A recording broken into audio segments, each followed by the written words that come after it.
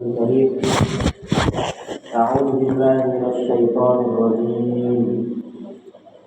ولو ترى إذ المجرمون ناقصوا رؤوسهم عند ربهم ربنا أبصرنا وسمعنا فارجعنا نعمل صالحا إنا موقنون ولو شئنا لآتينا كل نفس هداها ولكن حق القول مني لأملأن جهنم من الجنة والناس أجمعين فذوقوا بما نسيتم لقاء يومكم هذا إنا نسيناكم عذاب الخلد بما كنتم تعملون. ويقول النبي صلى الله عليه وسلم أحب البلاد إلى الله تعالى مساجدها وأبغض البلاد إلى الله أسواقها. وقال أيضا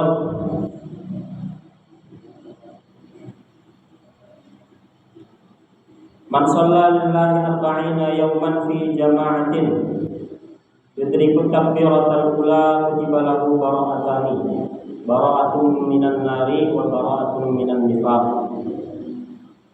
Wa qala sayyiduna Umar radhiyallahu ta'ala anhu tungdur ma qala wa la tangdur man qala. Wa qala Syekh Ibnu Athaillah As-Sakandari fi kitabih al-musamma bil hikam wa nafa'ana bihi wa bi ulumihi fid dharain amin. Al-insan mahasinuhu masawiyah fa kaifa la yakunu masawihi masawi. Wa qala aidan ijtihaduka fi ma dumina laka wa taqsiruka fi ma quliba minka dalilun ala intimasi basiratin minka. Hadirin jamaah salat maghrib, bapak-bapak yang dimuliakan Allah Subhanahu wa taala, mari kita bersyukur kepada Allah Subhanahu wa taala. Bersyukur atas limpahan karunia dan nikmat yang Allah Subhanahu wa taala berikan kepada kita.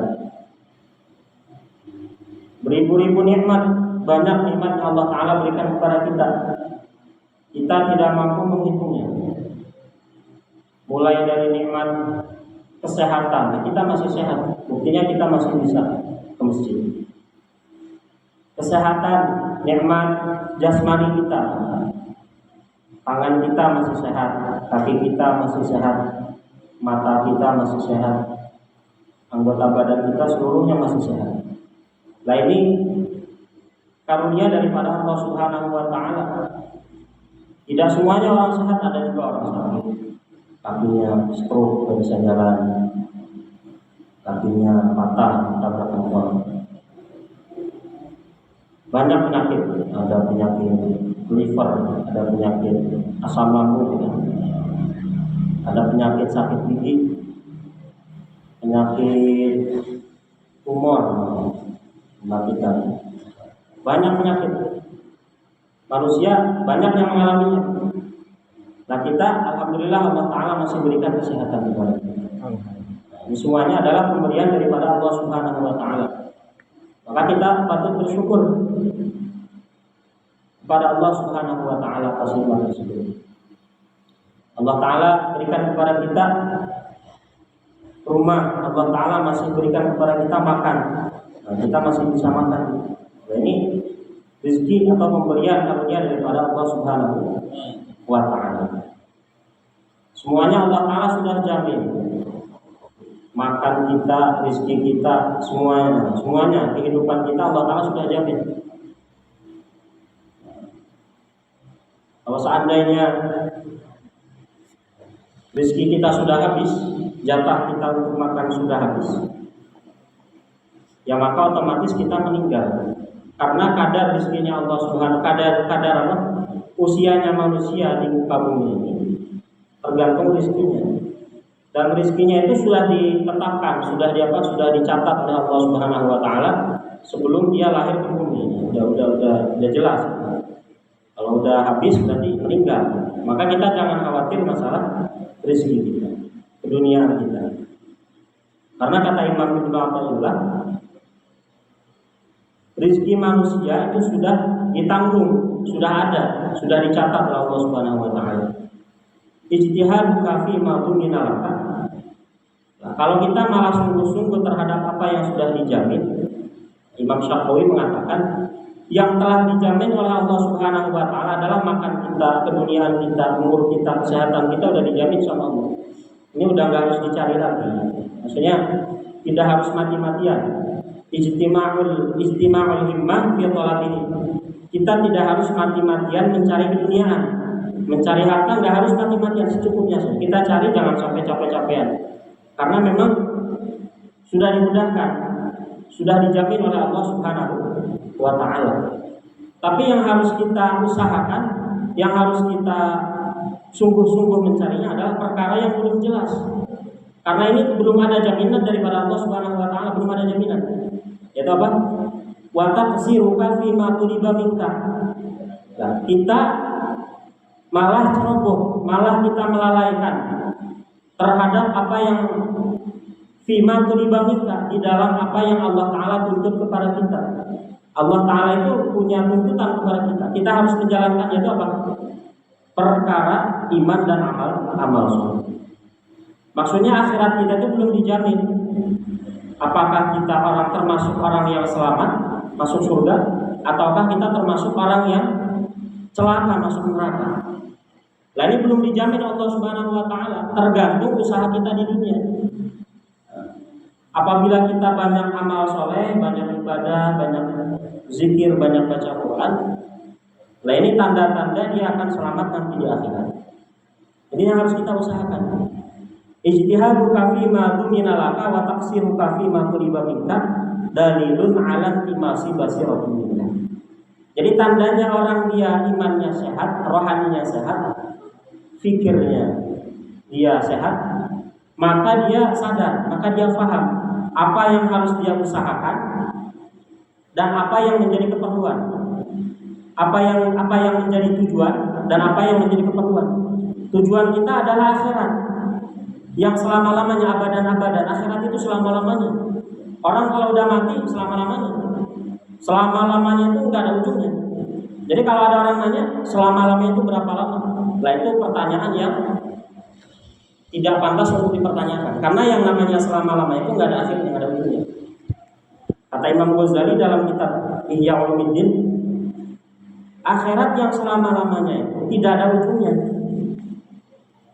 Permisalannya ada di dunia nih, seluruh dunia ini dipenuhi oleh biji jagung, zarrah, biji jagung. Semuanya dipenuhi biji jagung di bumi ini. Kemudian dalam setiap 1 tahun atau 100 tahun ada seekor burung yang mematuk jagung itu 1 biji. Seluruh dunia, bayangkan, seluruh dunia dipenuhi oleh biji jagung. Setiap 100 tahun diambil sama burung, dimakan. Nah ini habisnya kapan? Habisnya lama, cuman pasti ada ujungnya juga, walaupun itu lama. Nah, namun akhirat itu nggak ada ujungnya selama-lamanya. Di akhirat cuma 2, ada bahagia, ada sengsara. Kalau bahagia selama-lamanya, kalau sengsara selama-lamanya. Maka bagaimana hadirin muliakan Allah Subhanahu wa taala, kita introspeksi diri, koreksi diri kita, bagaimana kita memikirkan akhirat kita.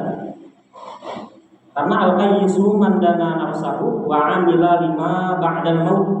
Al-qayyisu orang yang cerdas, orang yang dia itu paham. Maka man dana nafsahu, dia adalah orang yang dana nafsahu, menahan hawa nafsunya, menahan keinginan-keinginan duniawinya.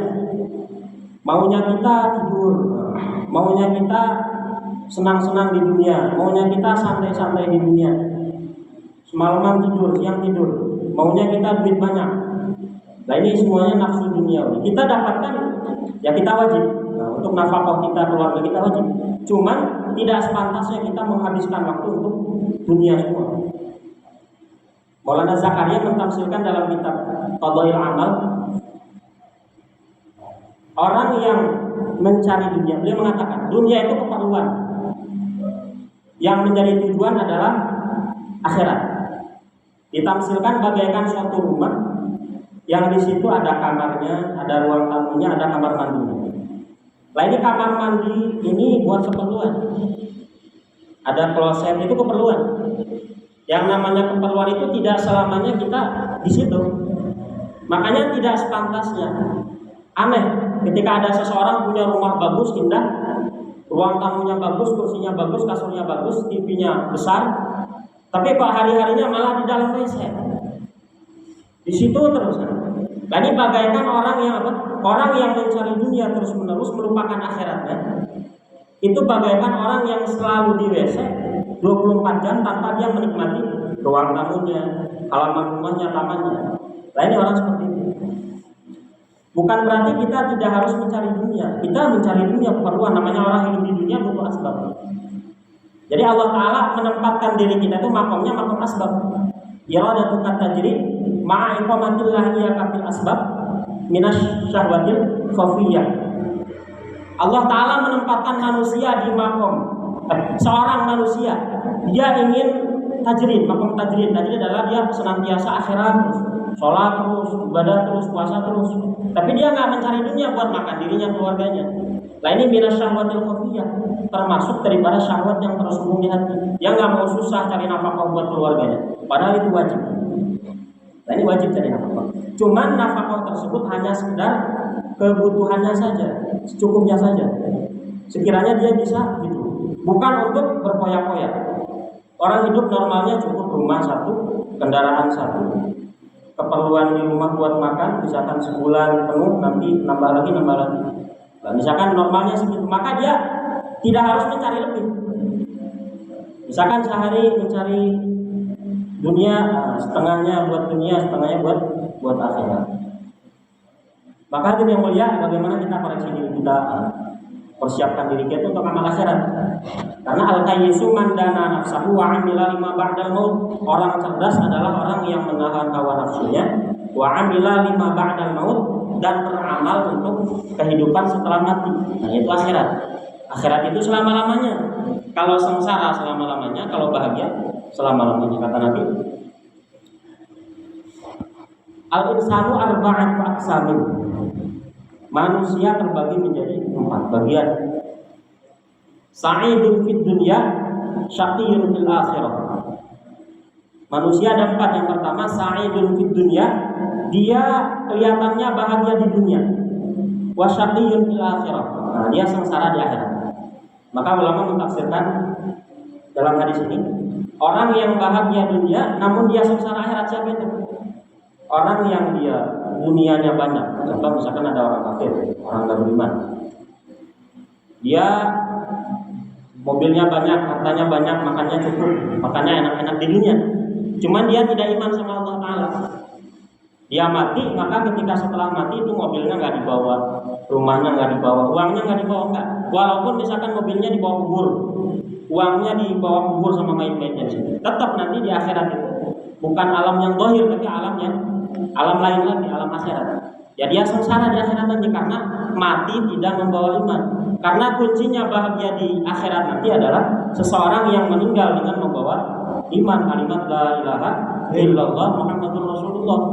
Maka akhiru kalamihi la ilaha illallah dakhalal jannah.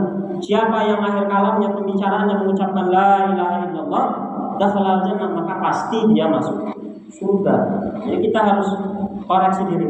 Yang kedua, sa'idun fid dunya, syaqiyyun fid dunya, sa'idun fil akhirah. Kelihatannya di dunia dia sengsara, kehidupannya pas-pasan, nggak punya mobil, motor pun nggak punya, cuma punya sepeda aja. Rumahnya sederhana, cuma bisa dibuat video, bisa.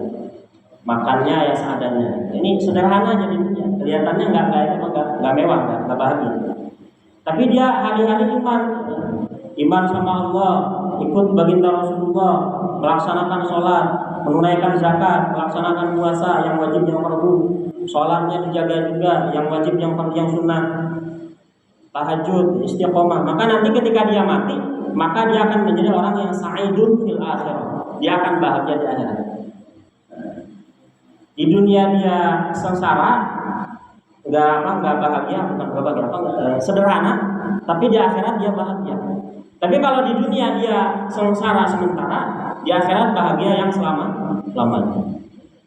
Kemudian ada orang yang syaqiyun fid dunya, syaqiyun fil akhirah. Sengsara di dunia, sengsara juga di akhirat.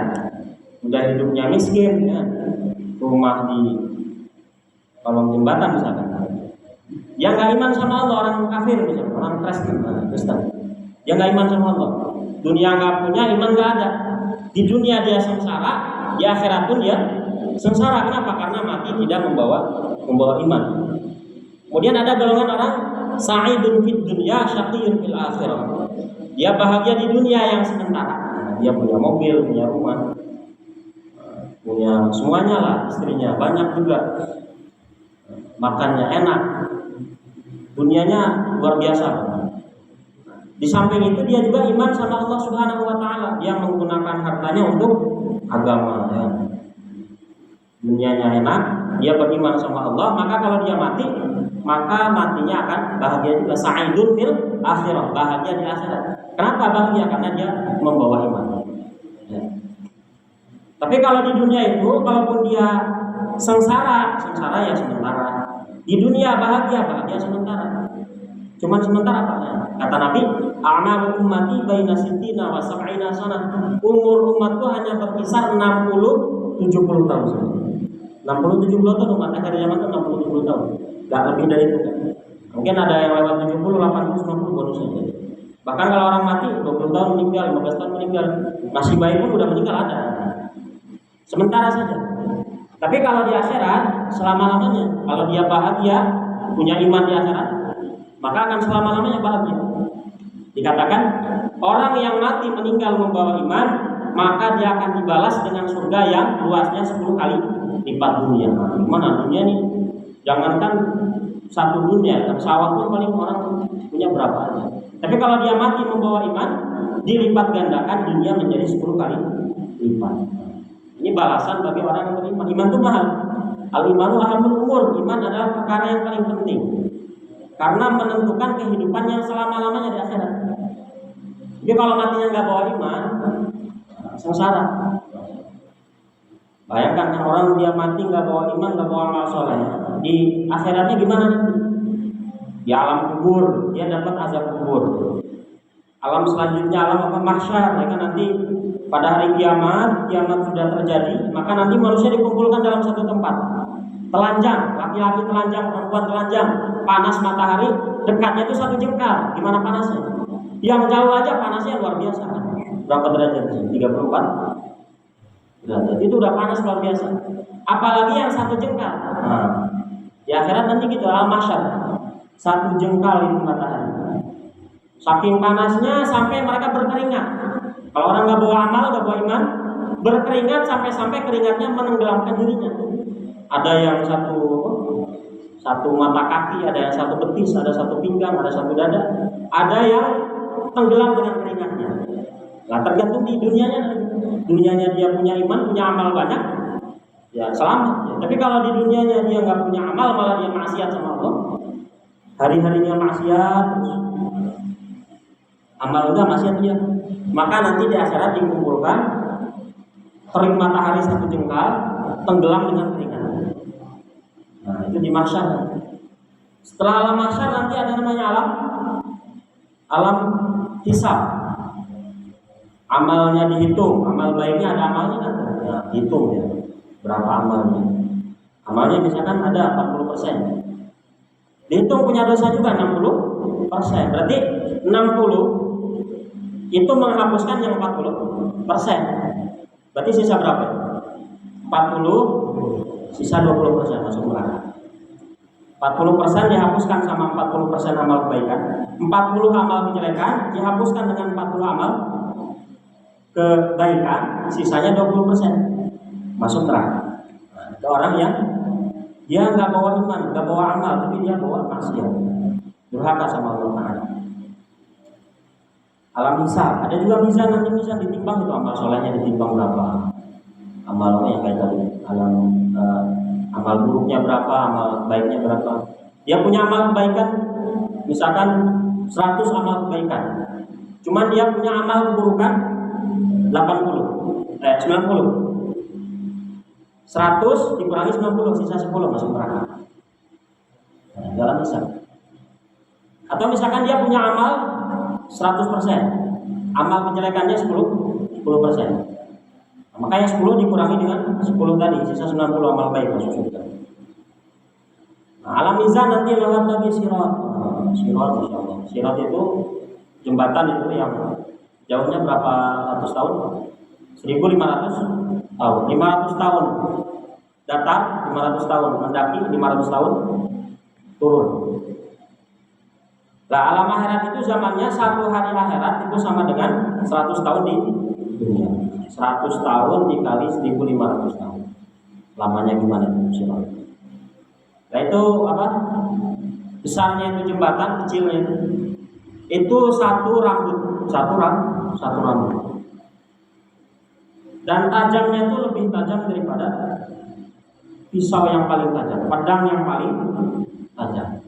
Kalau orang lewat situ gak bawa amal, lewat sirat nginjek tajam yang lebih tajam daripada apa? Pedang, pasti injek langsung.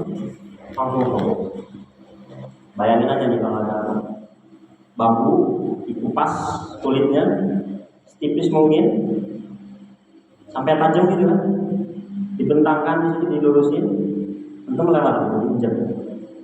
Gimana?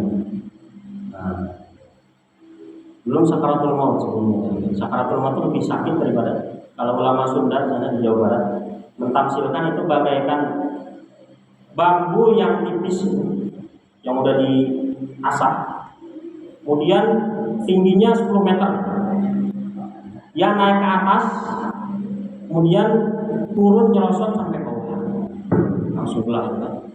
Itu sakaratul maut itu lebih sakit daripada itu. Itu bagi orang yang nggak punya iman dan amal. Allah Ta'ala walau tara idul mujrimuna naqisu ru'usihim walau tara launya tiga.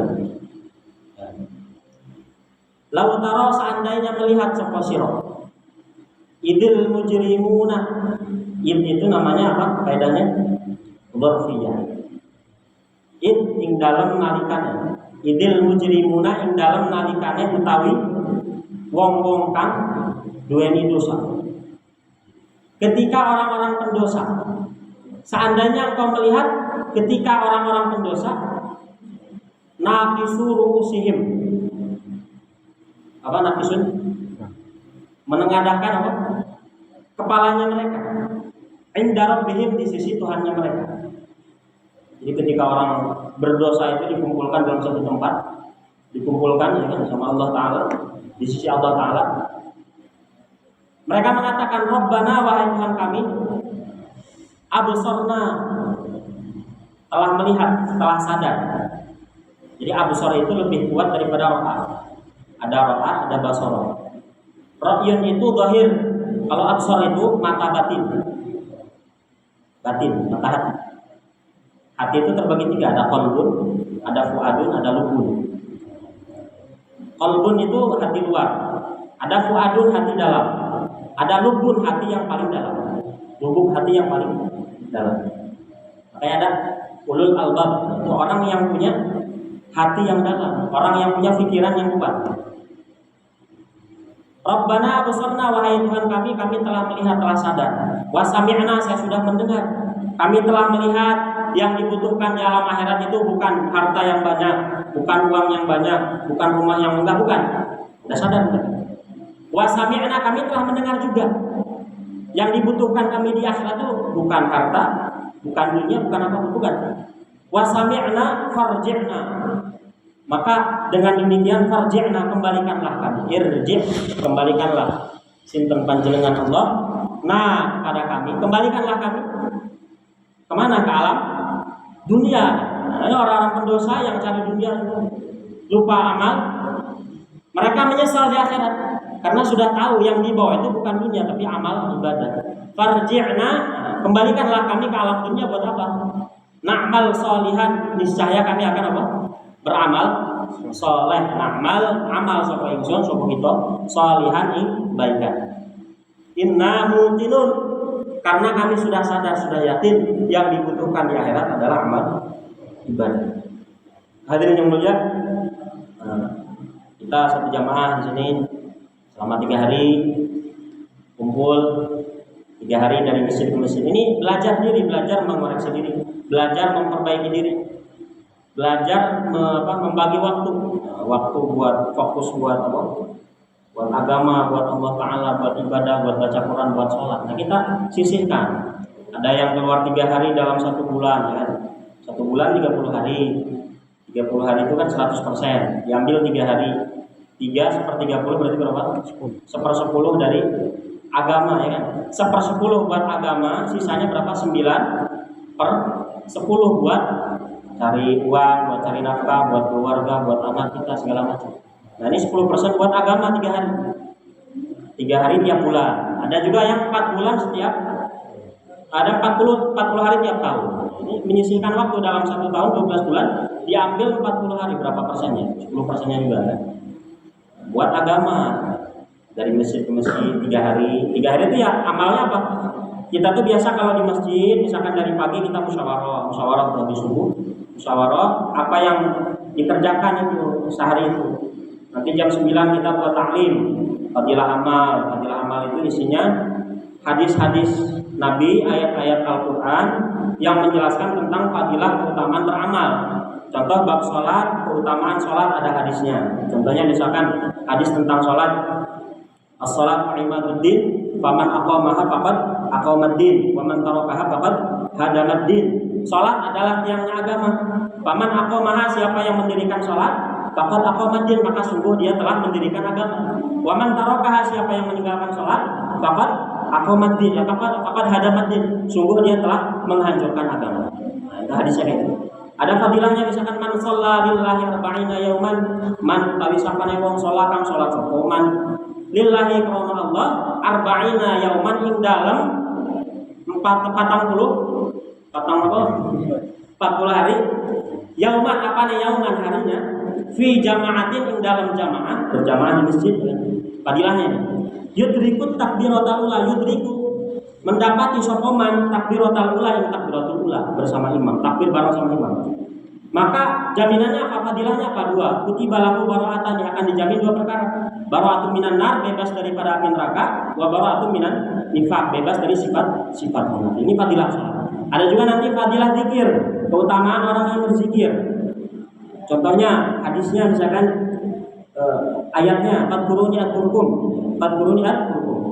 ingatlah kepadaku maka aku akan ingat kepada kalian. Hadisnya masalul ladzi yadhkuru rabbahu wal ladzi la yadhkuru rabbahu masalul hayy wal mayyit.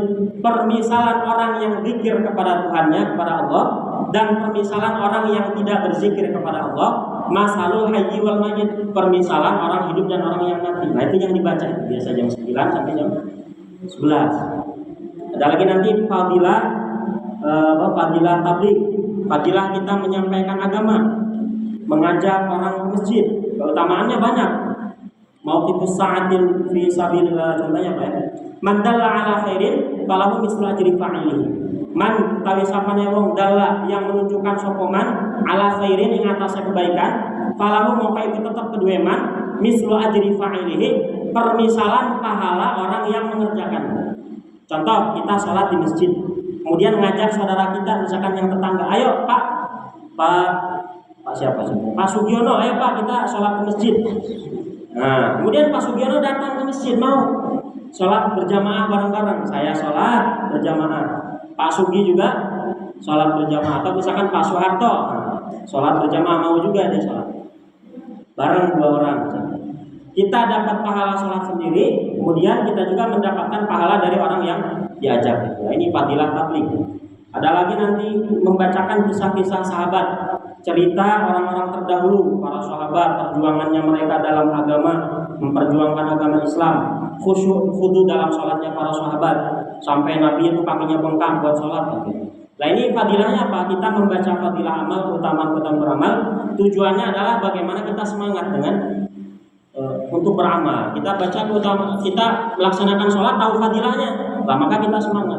Contoh kita kerja, kalau kita kerja bangunan, maka fadilahnya mendapatkan gaji sehari 150.000. Ya kita semangat kerja. Nah ini keutamaan dalam beramal. Nah, kita jam 9, habis 2 baca ta'lim. Kita sore jam 5 kita keliling jaulah, mengajak saudara-saudara kita mengamalkan gitu fadilah tabligh. Nah ini hadisnya. Maka hadirin yang mulia, bagaimana kita juga mengajak saudara-saudara kita, tetangga-tetangga kita, keluarga kita, anak kita, paman kita, sepupu kita, tetangga kita untuk sama-sama amal ibadah, sama-sama sholat di masjid. Karena kemakmuran ataupun kebahagiaan, kesejahteraan suatu kampung tergantung masjidnya. Kalau masjidnya dia hidup amal agama, sholat 5 waktu penuh, ya, sholat 5 waktu ada yang sholat dan sholatnya misalkan penuh, insya Allah gitu. Maka nanti kampungnya akan makmur juga, kehidupannya akan tenang, pekerjaannya akan lancar. Karena salah satu dari fadilah kita melaksanakan sholat 5 waktu itu akan apa? Yurfa'u anhu dhiful aish. Kalau kita sholat berjamaah 5 waktu, yurfa'u diangkat anhu saking man dhiful aishi kehidupan, kesempitan hidup. Nah, jadi kalau kita mau enggak pikirannya, pekerjaannya lancar, maka kita sungguh-sungguh di dalam melaksanakan sholat. Kita ajak juga saudara kita biar sama-sama sholat berjamaah, sama-sama beriman kepada Allah Ta'ala. Karena kalau orang sholat berjamaah sudah pasti beriman, sudah pasti beriman. Innama ya'muru masajidallah man amana billah. Jadi innama ini maknanya hasr. Hasr itu dia lebih sempit hasr itu. Hanya orang yang memakmurkan masjid Allah hanyalah orang yang beriman kepada Allah. Maksudnya yang imannya sempurna, imannya kuat, imannya nggak lemah. Nah, misalkan orang belum bisa sholat berjamaah, belum bisa memakmurkan masjid Allah, ya iman juga, cuma imannya belum kuat, belum sempurna, masih lemah. Maka harus diperbaiki, imannya harus ditingkatkan. Caranya bagaimana? Nah, ulama telah memberitahu bagaimana kita biar kuat sholat berjamaah sehingga iman kita sempurna. Cara memperbaiki iman, usaha atas iman. Nah, ulama zaman sekarang sudah, ulama-ulama kita sudah risau bagaimana umat akhir zaman ini imannya menjadi meningkat. Usaha atas iman yaitu dengan cara apa? Keluar 3 hari, keluar 40 hari. Kalau misalkan kita 3 hari ini latihan istiqomah di masjid kan. Kalau 3 hari berarti kan otomatis selama 24 jam kali 3 otomatis 24 jam di masjid, 5 waktu di masjid. Belajar 4 bulan di masjid terus kan selama 4 bulan kan. Idza ra'aitumur rajul ya'tadu ilal masajid, ketika engkau melihat seorang laki-laki ya'tadu bolak-balik ilal masajid, ke masjid-masjid, bukan cuma masjid kampungnya aja tapi masjid tetangganya. Masjid itu sigat muntahal jumu. Kalau dalam ilmu nahwu ada namanya sigat muntahal jumu. Sigat muntahal jumu itu apa? Sigat muntahal jumu adalah suatu kalimat yang ditengah-tengahi oleh alif, namanya alif apa namanya? Alif taksir. Alif taksir itu alif yang setelahnya ada 2 huruf atau setelahnya ada 3 huruf yang tengahnya sukun. Masajid ada alifnya setelahnya sin, jim sama dal 2 huruf. Jadi maknanya itu masjidnya tidak terbatas, bukan cuma masjid kampungnya aja, masjid kampung tetangganya juga kita makmurkan. Kita 3 hari di masjid ini, 3 hari setelahnya di masjid ini, mengamalkan hadis ini. Jadi ada tuntunannya dari Nabi Shallallahu Alaihi Wasallam. Tujuannya apa? Memperbaiki iman kita agar bagaimana kita ketika pulang dari 4 bulan, pulang ke kampung kita, lah kita istiqomah bisa sholat berjamaah 5 waktu. Maka atas pentingnya perkara ini bagaimana kita juga memperbaiki diri, belajar sholat berjamaah. Alangkah baiknya juga, alangkah senangnya juga kita kalau seandainya dari bapak-bapak kampung ini ikut sama kita 3 hari ya Pak. 3 hari atau belum bisa 1 hari misalkan nanti ke sana. Siap semuanya insyaallah ya. Insyaallah Pak ya. Ya, demikian saya sampaikan. Ada benar dari Allah Subhanahu wa taala, ada kurangnya dari kebodohan dan dari syaitan. Ya alhamdulillah Pak, kami sudah 3 hari di sini ya. Luar biasa, masyaallah penyambutannya, bapak-bapaknya ramah, Pak Imam, masyaallah masyarakatnya juga luar biasa ini. Kami senang. Nah, kita terima kasih atas fasilitas yang telah kami gunakan, misalkan masjidnya yang luar biasa besar, lampunya, listriknya, airnya. Semoga lampu yang kita gunakan di sini menjadi penerang kita nanti di alam kubur. Masya Allah, kubur kan sangat gelap. Nah, mungkin asbab kita menggunakan lampu untuk amal ibadah, semoga menjadi penerang kubur kita. Kemudian apa? Kipas angin yang kami gunakan di sini semoga menjadi penyejuk nanti di alam kubur, di alam mahsyar, di alam sirat sampai masuk surga. Amin. Kemudian listrik yang kita gunakan ini semoga apa? Menjadi pendorong kita untuk semakin istiqomah di dalam amal agama, semakin semangat. Amin. Pokoknya banyak lah luar biasa, nggak bisa diungkapkan dengan kata-kata. Kalau seandainya ini hati ini disobek, ini digelek, ini nggak bisa terhingga kebaikan orang kamu sendiri, Masya Allah. Kalau seandainya misalkan hati ini ditaruh di atas gunung selamat sana, itu gunung bakal hancur. Saking terkesannya ini hati jamaah sama orang kampung. Dan kami mohon doanya juga nih sama Pak Imam, sama Pak Kiai dan sama sekampung ini. Mohon doanya nanti akan kita ke mushola atau masjid selanjutnya. Semoga perjalanan kita lancar, semoga dilancarkan semuanya ya. Nah, demikian saya sampaikan. Kemudian nanti di Kerincing Pak, nanti di Kerincing itu di Stang itu di Magelang nanti ada pertemuan umat Islam seluruh Pulau Jawa, Jawa Timur, Jawa Tengah, Jawa Barat, Pulau Madura, Jakarta juga nanti ada pertemuan umat Islam di Magelang di Kerincing.